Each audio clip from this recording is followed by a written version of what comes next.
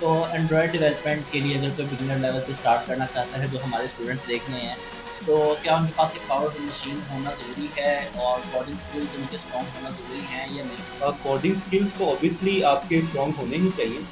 दरअसल ये चीज़ इस तरह से स्टार्ट होती है कि अगर आपने सिर्फ इस लिए डेवलपमेंट करनी है कि मुझे अपनी एक ऐप बनानी है और बाकी इसको अपना फुल टाइम अपनी जॉब या अपना करियर नहीं बनाना, तो तब तो ये माइंडसेट आपका चल सकता है कि आप बगैर कोडिंग सीखे भी ऐप्स, क्योंकि अब एआई का दौर है, आप हल्की-फुल्की हाउ नाउ ट्यूटोरियल्स देख के एप्लीकेशन बना सकते हैं। तो ऑन दी अदर हैंड अगर आप जाते हो डिवाइस की तरफ, तो डिवाइस आपको बहुत ज़्यादा कोई ऐसे जाइगेंटिक पीसीज़ की ज़रूरत नहीं है।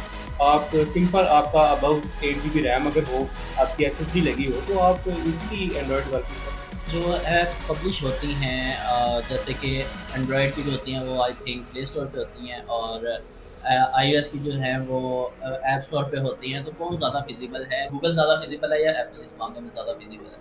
हैं। ऑनेस्टली बिल्कुल एप्पल जो है वो अपने यूज़र्स को बहुत ज़्यादा सपोर्ट करता है। एप्पल के साथ अभी रिसेंटली हमारे साथ भी कुछ इंसिडेंट्स ऐसे हुए हैं कि अगर आपके स्टोर पे एक एप्लीकेशन सस्पेंड हो गई है किसी वजह से, किसी आपके एम्प्लॉय की कोई गलती से कोई चेक एंड बैलेंस नहीं आप रख सके या आपकी डिस्क्रिप्शन में ऑन अ सिंगल वर्ड वो आपकी एप्लीकेशन सस्पेंड कर सकते हैं।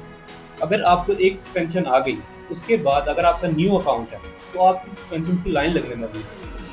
दूसरी ऐप सस्पेंड हो जाएगी क्योंकि वो फिर उससे डीपली चेक करना स्टार्ट कर देंगे। आपकी सिंगल मिस्टेक पे आपकी दूसरी ऐप सस्पेंड, और अगर 2 ऐप सस्पेंड आपके एक अकाउंट पे हो गई हैं, तो समझो अब ये रेड फ्लैग है, आपकी थर्ड सस्पेंशन भी आ सकती है और उसके बाद आपका टोटली अकाउंट जो है वो वैनिश भी हो सकता है।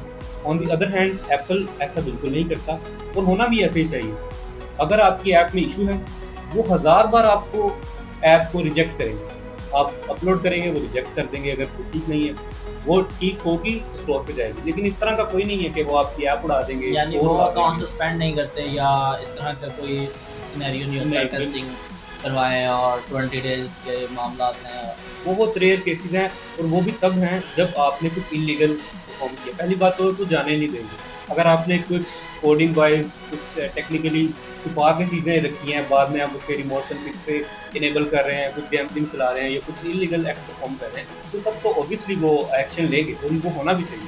लेकिन बिला वजह और छोटी-मोटी चीज़ों पे वो बिल्कुल तंग नहीं करते, वो बहुत ज़्यादा सपोर्ट करते हैं। बिगिनर्स के लिए ज़्यादा फिजिबल जो है वो एंड्रॉयड है या आईओएस? अगर कोई आईओएस की जो है डिवाइस भी अफोर्ड कर सकता है और आगे इसको कोडिंग स्किल्स भी उसके पास स्ट्रॉन्ग है, आप क्या उसे मशवरा देना चाहेंगे कि वो एंड्रॉयड की तरफ जाए या आईओएस की तरफ जाए? मशवरा ये है कि अगर वो अफ़ोर्ड कर सकते हैं, ईज़िली अफ़ोर्डेबल है अगर उनके लिए मैकबुक, तो आजकल तो वैसे भी सस्ती हुई हुई है, आप मैक मिनी ले लो। अब ज़रूरी नहीं कि आप मैक की तरफ जाएँ। अब अपना मैक मिनी आप जैसे आइडिया होगा कि छोटे से पीसी की तरह है, वो पोर्टेबल भी आप लेकर भी जा सकते हो। आप उसकी तरफ जाओ और आईओएस करो, क्योंकि आईओएस के डेवलपर्स अभी भी जो मार्केट में हैं, वो एज़ कम्पेयर टू एंड्रॉयड कम, ऑब्वियसली वहाँ पे अगर डेवलपर्स कम हैं, तो आपका आगे एक्सेल करने का स्कोप भी ज़्यादा है, आप आगे निकल यानी पाएँगे। आप ये कहना चाह रहे हैं, आपकी कन्वर्सेशन से मुझे ये अंदाज़ा हुआ है कि हर मामले में आईओएस फिजिबल है, आईओएस डेवलपमेंट का ज़्यादा स्कोप है, इंटरनेशनली भी, पाकिस्तान में भी।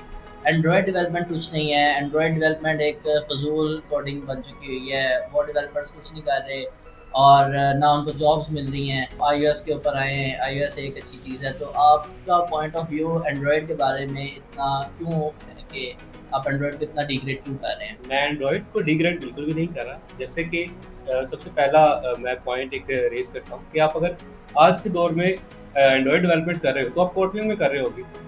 कोटलिन खुद सपोर्ट करता है आपका केएमपी, जो कि एक आपका क्रॉस प्लेटफ़ॉर्म है। आप उसपे मल्टीपल ऐप्स बना सकते हो। मतलब अगर आप क्रॉस प्लेटफ़ॉर्म की तरफ ही जाना चाह रहे हो, तो आप एंड्रॉइड डेवलपर भी हो, तो आप नेटिव सीखो, साथ ही आप कोटलिन सीखोगे तो आप केएमपी में भी जा सकते हो। स्कोप है वहाँ पे भी। स्कोप बेसिकली जो है ना, वो स्कोप हमेशा आपकी एक्सीलेंस का होता है। अगर आप आज भी सी प्लस प्लस में भी एक्सीलेंट लेवल के डेवलपर हैं, तो आपका आज भी स्कोप है। शाहिद अफरीदी अगर निकम्मा क्रिकेटर होता और एक थोड़ा-सा एवरेज सिंगर होता, तो वो आज कोई भी नहीं जान रहा होता उसको।